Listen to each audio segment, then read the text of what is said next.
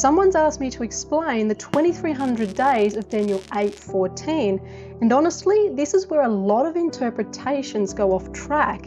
But thankfully, the Bible gives us a very clear prophetic sequence, and it leads somewhere far more important than most people realize. To understand this prophecy, we need to look at how apocalyptic prophecy works.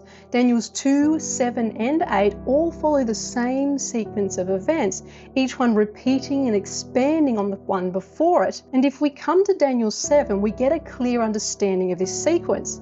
First, we had the reign of Babylon, then Medo-Persia, then Greece, pagan Rome, which led to 10 divisions of Rome, and finally the Antichrist, which is the little horn power. And we were told that it would continue for a time, times, and the dividing of time, which is 1260 years and ended in 1798. But after this, we have another element in the sequence, the judgment. We read, "The Ancient of Days was seated, the court was seated, and the books were opened." That there is the judgment scene. Now make sure you remember that sequence, because as we now come to Daniel 8, we're going to see the exact same thing. Only this time we start with Medo-Persia represented as the ram. Then we have Greece as the he-goat.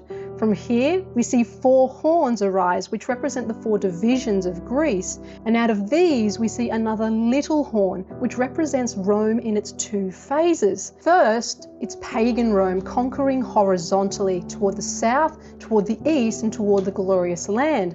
But then it begins a vertical pursuit towards heaven, and it casts down some of the hosts.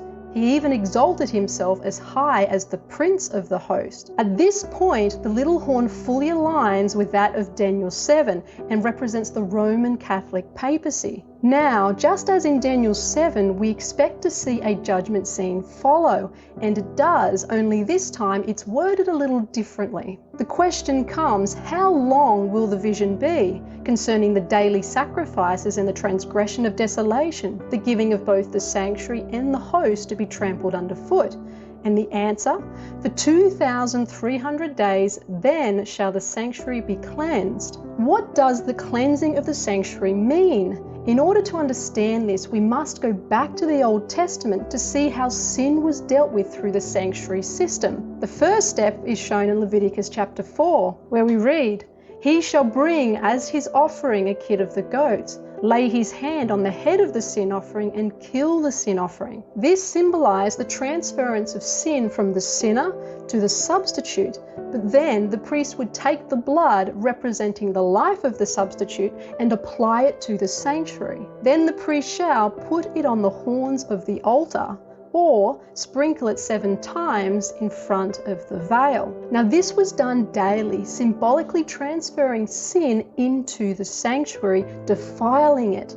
But once a year on the Day of Atonement, the sanctuary would be cleansed of all of the accumulated sins of Israel. Leviticus 16:16 tells us, "So he shall make atonement for the holy place," the sanctuary, "because of the uncleanness of the children of Israel and because of their transgression." Then the high priest would symbolically place the sins upon the scapegoat, which was led out into the wilderness, forever separating the sins from the people. But here's the key, only the sins of the repentant were in the sanctuary. Unbelievers had no part in this process, and this means that the cleansing of the sanctuary only involves the professed people of God. And now we could ask, what about those people that turn away? Ezekiel 18 and verse 24 gives us the answer. "But when a righteous man turns away from his righteousness and commits iniquity, all the righteousness which he has done shall not be remembered. He shall die." And so, on the Day of Atonement, God judged his professed people, whose repentance was genuine and whose was not, who would have their sins blotted out forever, and whose sins would be returned to them. And this here is what Daniel 8:14 is about.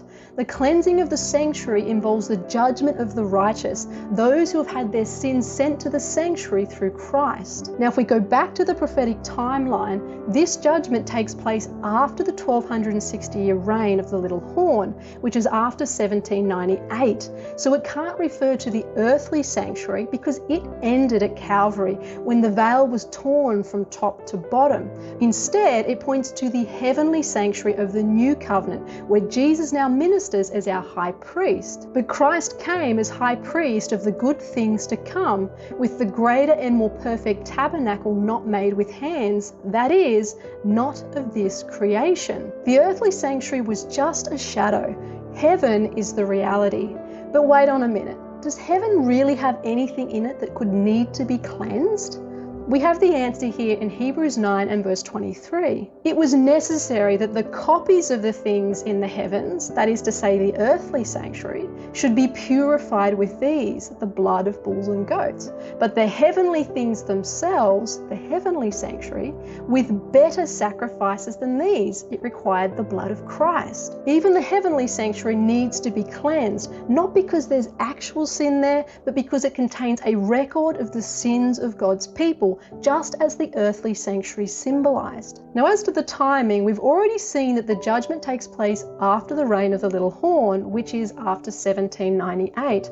But thankfully, the Bible is very specific about the date that this begins. When we come to Daniel 9, we see that there are 70 weeks, which is said to be determined, or kathok, which is to say cut off from something else. Now, for something to be cut off, it has to be cut off from a longer time period.